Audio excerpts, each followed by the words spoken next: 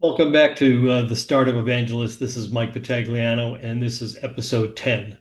In this episode, I'm going to discuss the five solutions that, in my lifetime, I believe have truly changed the world. I use this label for the episode because first-time founders are often boasting that their solution is in fact going to change the world. And I want you to think of this as you develop your pitch deck and make sure that if you make the claim, you can live up to the claim. If not, um, make the claim that your solution is solving a major department problem or it's a productivity enhancement, but don't categorize it as a world-changing solution. So with that, let me share the PowerPoint and away we go.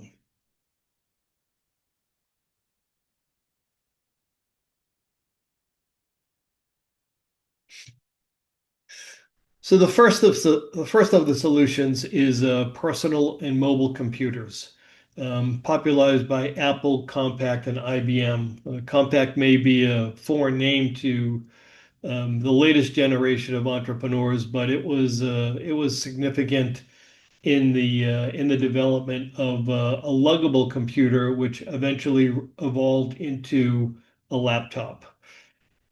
Yeah, I realize that there are other vendors that were before Apple and IBM that um, attempted to create and did create personal computers for the home marketplace. But these are the three vendors that really disrupted the market and are still at it today. So why do I define these three vendors as world changers? First of all, they're follow-on solutions that came from the introduction of these technologies. Tens of thousands of hardware and software startups followed. The multi-billion dollar reseller market was established. There was a surge in global employment to address newly created IT support functions. That task within the information technology department just didn't exist, and almost overnight, teams had to be created. Brand new PPT chains had to be established to support these new technologies. The unintended consequences of this new solution was stolen, stored personal data via cybersecurity hacks. That really hadn't been the case before personal or departmental computers were introduced into the marketplace. And you'll find that with each of these five solutions, there was and have been unintended consequences that have been significantly problematic.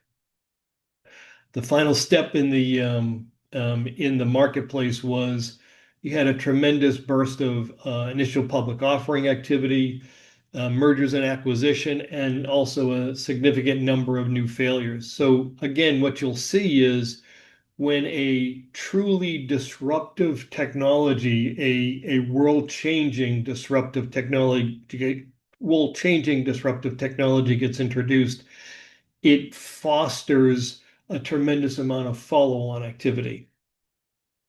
The next is the multi-protocol router. It was initially developed by William Yeager and popularized by Cisco. So what did this technology do? The network service provider market was developed. So the internet service provider, what we all pay, 80 to $120 a month for, depending on the speed that we want, didn't exist before um, this introduction from Cisco.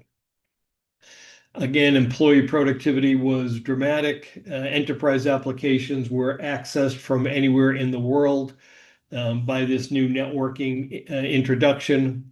The router became the enabling technology for the internet, and subsequently the changes that happened in all of our lives. The unintended consequences of this introduction was the global security, cybersecurity challenges, and the data that was stolen off of the individual computers. Without networking, you couldn't access a computer from Europe, anywhere in the United States. What you saw initially in terms of cybersecurity were hackers that would look to knock devices offline. That was followed up by hackers looking to access initial web servers and change the information that was stored on a web server. Just like the very first personal and mobile computer solution, a massive number of IPOs occurred, increased M&A activity, and new venture failures. My solution, 3DV Technology and Router PM, which was our product, came about because of what Cisco did in their market enabling technology. The next piece is the internet server and browser market. The initial developer was Tim Berners-Lee, and it became popularized by Mark Andreessen and Netscape. This gave rise to the user interface, the www web access that we're now all familiar with, and it redefined how individual users were able to access data again from anywhere in the world. What industries followed from this introduction was cloud computing, software as a service solutions. Up until that point in time, you bought a product. The product may have cost anywhere from $30,000 to $1 million. But software as a service solution allowed corporations to buy or to subscribe to a solution on an annual basis. Global e-commerce followed. Amazon became the initial um, introduction to e-commerce solutions with their Amazon service to buy books, and it subsequently evolved into being able to purchase almost anything from Amazon or Walmart or any of the other e-commerce vendors. To enable global e-commerce, however, these vendors had to redefine warehouse automation at scale, and it was initially done with people and now is being augmented with robotic solutions to be able to handle the picking and packing requirements to deal with the millions and millions of orders and transactions that occur around the world on a daily basis.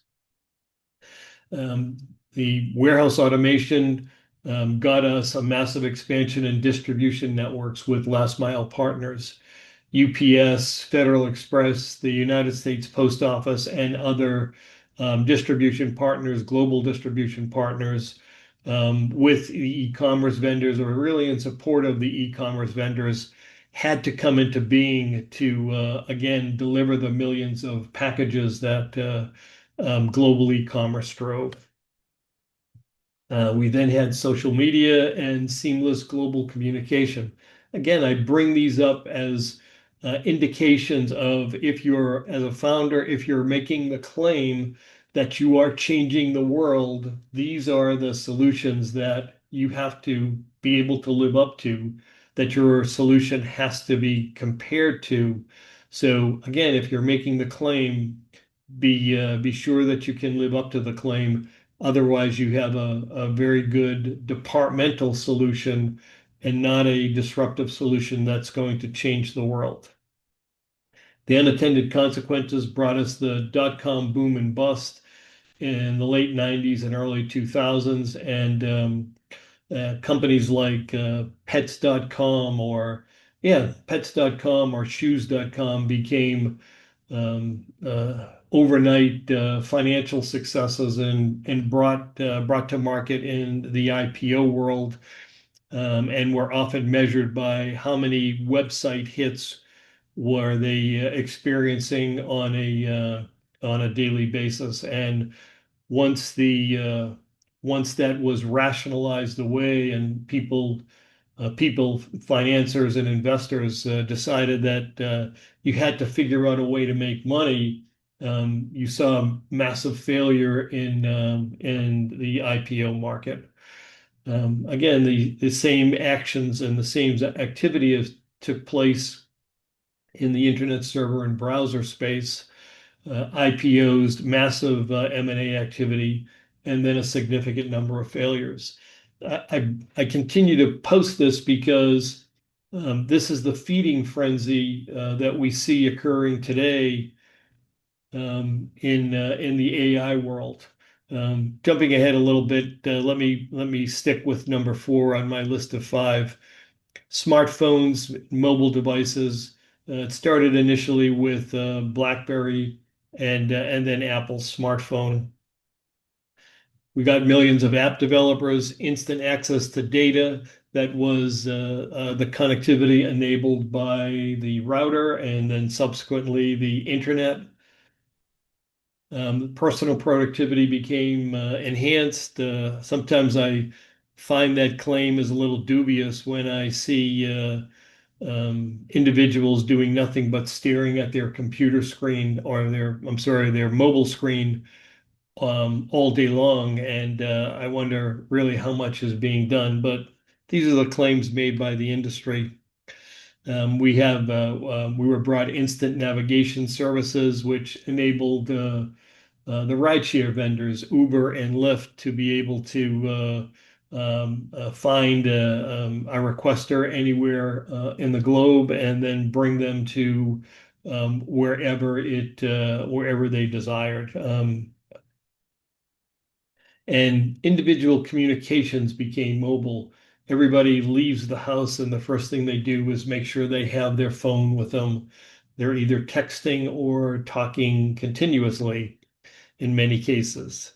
Hardwired telephone lines virtually disappeared over the last 10 to 15 years. Vendors such as AT&T and Verizon all had to rationalize the new business model that was brought about by these mobile devices. The unexpected consequences has been some significant studies talking about the negative impact on mental health, and many personal relationships became virtual. This was never more obvious to me when I saw a party that my niece was hosting, and all of her friends were sitting around the living room, and they were texting each other rather than talking to each other. And once again, we saw a tremendous number of IPOs, M&A activity, and a tremendous number of failures. Again, the feeding frenzy that occurs when one of these world-changing technologies is introduced and disrupts these global markets. And here's the one that I got confused and was starting to talk about as a solution four. It's actually solution five. What we're dealing with now is AI-powered large language models, popularized by OpenAI. And we have a feeding frenzy with every vendor now looking to upgrade their existing solutions to include AI functionality and AI capabilities. So anything in the software world and many solutions outside of traditional software are being enabled with new AI capabilities. Interesting, there's been a recent study done by Apple, and what they found is that the AI models, the chat GBTs of the world, were very good with medium to low functional requests that were being brought to them by individuals that were requesting AI to look at a problem. However, when it got to highly complex solutions in the engineering or scientific space, humans were still more capable of determining a path to travel versus the chat GPTs. Whether that changes in the next few years will really determine whether all this massive investment that's going into AI and all of the enthusiasm that both vendors and venture capitalists are bringing to market, whether it pays off or not. So we have also a new focus on solutions to complex challenges using AI techniques that have never been um, possibly before. Deep tech pattern breakers are occurring. I discussed two of them in episode 9. I suggest you go back and look at that. But just as a recap, one was the infrastructure assessment vendor, and the other was the farm vendor that or farm machine vendor that was capable of weeding acres of farmland. So these new challenges that are being attacked by AI include drug discovery, medical diagnostics. I saw a recent article that talking about AI being added to a stethoscope, and they were calling it a smart stethoscope, and it was capable of um, identifying heart conditions that were not possible to be picked up by the human ear, and identify them, months in advance of the human of the doctor. And the article did go on to say that there were still lots of false positives, but the hope is that within the medical diagnostic space, AI is really going to provide us an opportunity to identify very significant medical conditions much earlier in the process. We're seeing an integration of multiple discipline technologies. Again, in episode 9, I covered two of them, but they're occurring everywhere. And I encourage you to go back and look at episode 9 to understand what I was arguing for and seeing in the marketplace. And you see these productivity improvements via AI chatbots and AI agents with self-learning loops. It refers back to the Apple article. These technologies where there is a known set of conditions, the AI functionality is able to progress very, very rapidly. And if there's no better example of that than if you go to your banking site and a window pops up and says, "What can I help you with today?" The reality that there's not a human being behind that, and you're talking to a chatbot. The negative impact that's expected from AI is unemployment, and it is constantly being discussed in the press. I happen to think that, as with all of the previous solutions, that the disruptive um, impact from these solutions will cause some jobs to disappear, but over time, the economies around the world will grow in a much more significant fashion because the solution is bringing such a major productivity improvement. So it'll certainly impact some people negatively, and entrepreneurs have an open door to explore new opportunities and create new companies through the introduction of this technology. What are the odds of this occurring? Tens of thousands of new ventures will form, and you'll see a significant number of IPOs and M&A activity and a significant number of new venture failures. So this is the sixth episode in my disruption series. I hope you enjoyed it. Again, if you're a first-time founder, you have to live with this concept of disruption. You have to develop your solutions with the idea of disruption in mind. And I'm going to address in episode 11 what I call the 23 critical questions, which is how a new founding team and new founders have to self-assess their solution, answering these 23 questions before they go and build their pitch deck and go to the marketplace. I fully expect that if you address the 23 questions honestly and fill in the blanks where it's necessary, you will stand a much greater chance of having your pitch deck accepted by a venture capitalist and the meeting being formed, or the meeting being scheduled, excuse me. Again, thanks for your time. I look forward to seeing you on episode 11. Bye now.